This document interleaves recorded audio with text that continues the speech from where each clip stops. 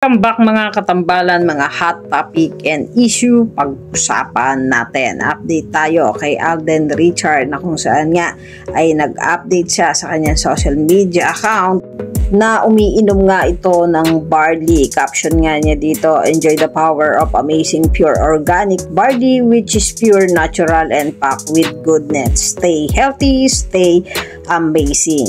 Nag-update din itong si Alden Richard na nagdadrive nga siya ng napakaganda nitong sasakyan na Tesla at sinundo pa nga niya ang kanyang kaibigang si Julius Mariano na talaga namang nag-effort pa nga itong si Alden Richard at nagpasalamat naman ang kanyang kaibigang si Julius Mariano sa sponsor na ibinigay nga ni Alden Richard sa kanya na ipinost din niya sa kanyang social media account.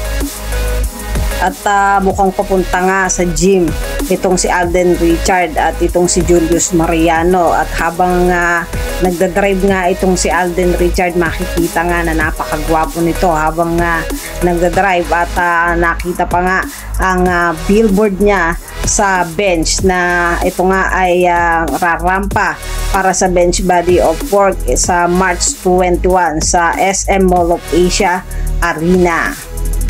Samantalang sa post nga ni Julius Mariano, sinabi pa nga nito na grabe naman tong coach ko, bench body na, nagsusundo pa sa bahay para mag-workout. Na-miss ata yung pag-spot ko sa kanya sa gym. Yan, masayang ibinahagi nga ito ni Julius Mariano. Samantalang si Alden Richard din ay na-miss nga yung kanyang favorite cartoon na Avengers na kung saan nga ay meron tong malaking statue na ipinost din niya sa kanyang IG story. At ang isa pa nga sa pinost itong si Alden Richard sa kanyang TikTok ay ang ginagamit niyang skincare na Oxycure PH. Makikita na napaka-smooth at napakakinis talaga nitong si Alden Richard habang naghihilamos gamit nga ang kanyang skincare. Yan yung mga update natin ngayon kay Alden Richard.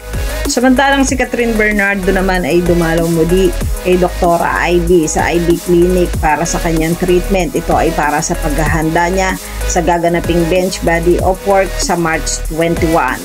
Kayo mga katambalan, ano ang masasabi nyo? Mag-comment lang sa comment section at pag-usapan natin. Yan ang mga hot topic and issue dito lamang sa Tambalang JK.